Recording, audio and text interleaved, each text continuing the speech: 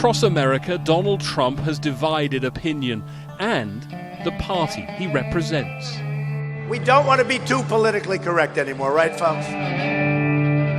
There are those that believe that he is the epitome of everything bad with Republican politics, and they hate him for it. I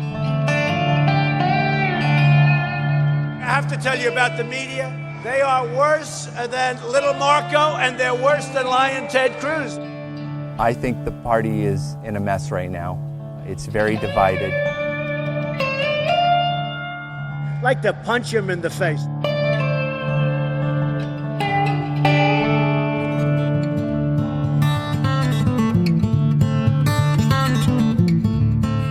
If you want to find the Republican heart of America, come to Mesa in Arizona. Named the most conservative city in the country, they used to joke it was a place with wide streets and narrow minds. In 2016, this state might pick a Democrat for president for only the second time in 60 years. The Republican Party, of course, is the conservative party in America, and I'm a lifelong Republican. This is a disturbing year for Republicans. A lot of us are in agony because of the man who hijacked the Republican Party, Donald Trump, and trying to figure out what is that going to mean for the future of the party. He's the editorial director of the Arizona Republic. For the first time in 126 years, the newspaper's endorsed a Democrat.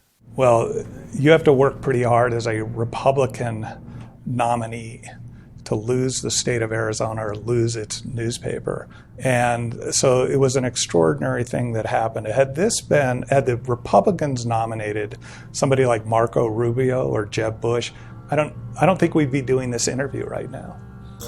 The reaction from some readers was extreme. We'll bomb your car, we know where you live, we will come for you, we hope you're hung like traitors. I haven't been involved in a presidential endorsement where there have been death threats until this one. We've had specific threats against our journalists, against our editorial page writers. Horrifying, absolutely horrifying.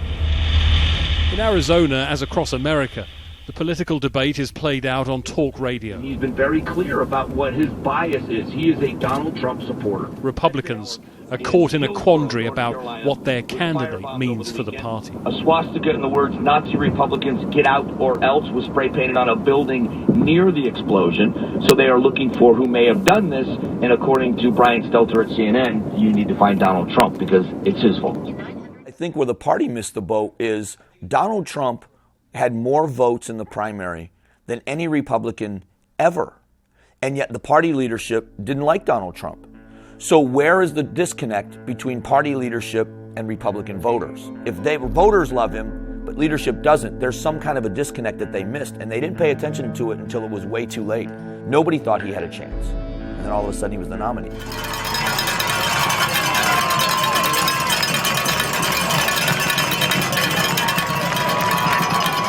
Under the Friday night lights, you find another of those great American traditions.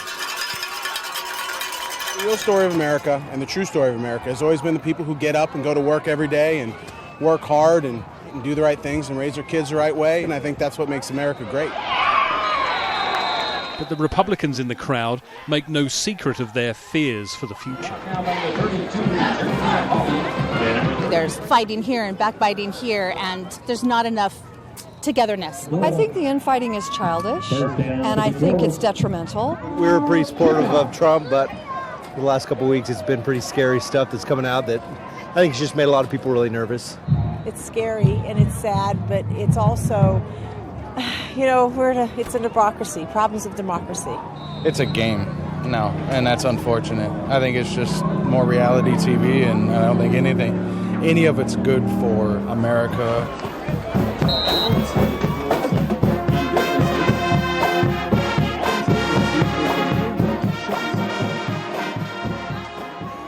This has been a bruising election campaign, and many Republicans are in a daze.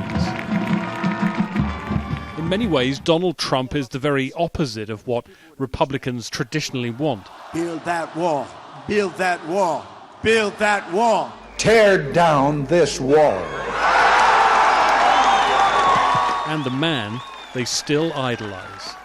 The presidency of Ronald Reagan remains a dominant force in American politics. 36 years after his inauguration, they long for his conservative vision of America. I've spoken of the shining city all my political life. In my mind, it was a tall, proud city built on rocks stronger than oceans, windswept, God-blessed, and teeming with people of all kinds living in harmony and peace. I guess we can't all have charm and good looks, too. But apart from screen careers, the pair share little. There was a tenderness, a decency to Reagan that you don't ever see in Trump. And if Reagan had looked at Trump, he would have been appalled by him. He would have understood in a second that this man represents nothing that the conservatives care about. Ronald Reagan spoke about the greatness of America, and I think that's what Americans loved about him, is he didn't speak to Republicans, he spoke to Americans. We are the shining city on the hill. We're the world's last best hope. Americans felt like he stood up for them. He was forceful and he held people accountable, but there was an element of humanity, you could see it in his eyes. I mean, he had a love for the country and such. And so when you see that, that's one of the things where people want to associate with that. And so now when you see this process and with the way social media is today, with anonymous attacks and with just this blistering impact that comes at light speed now, and people just they want decorum, they want humanity back, they want to be nice. Starting way back in third grade, I used to sit beside Louise. At the Saturday morning craft market in Mesa, they celebrate those staples of American life. Not everyone believes Trump is to blame for the state of the Republican Party. It is actually, it's in chaos right now. And the Republican Party, I think, basically shot itself in the foot by not supporting a better candidate, and then when they had a candidate, not supporting him. So I don't blame so much on Trump as on the party. They're going to have to get the trust of the base, people like me, to actually believe that they care about us anymore. The Republicans were poised to take the White House. Had they put up a more responsible candidate, it might have been theirs. They might have had the House and the Senate. But this Trump phenomenon, this movement, has come along and laid waste to all that. It was so destructive to the Republican movement.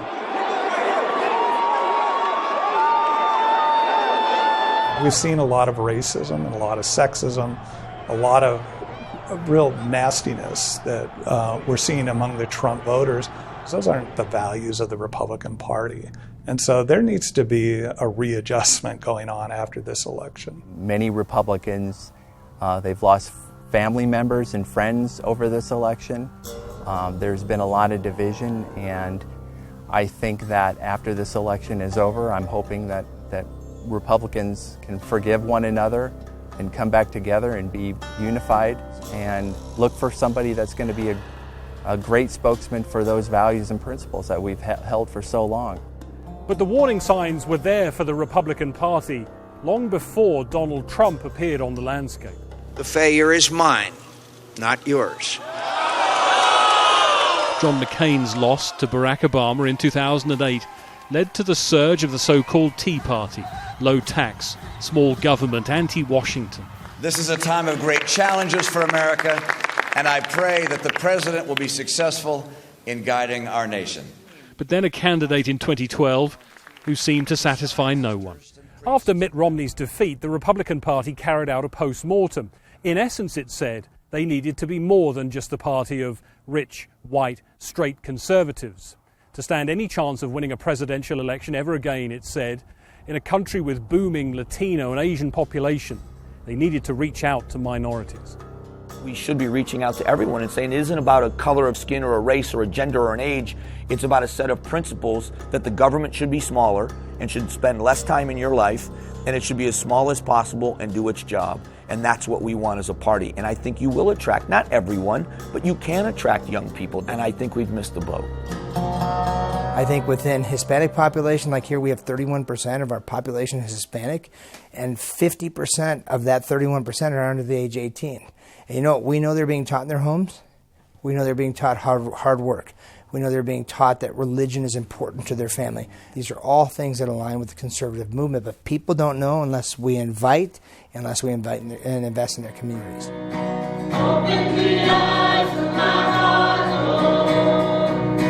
Open the eyes of my heart. But where conservatives gather, this is a time of unease. Holy, holy, holy. Whether Donald Trump wins or loses, a day of reckoning is approaching. Savior, he can move the mountains. It's awful for the party. The party is in tatters at the moment.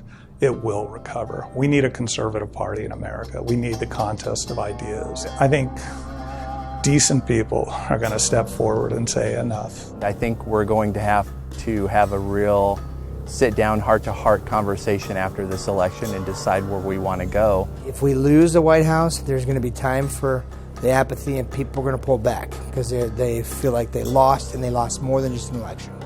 So it's somebody that, as a leader, has to come out and inspire them to re-engage. The wheels fell off the party. The wheels will be put back on because a conservative party is essential to this nation.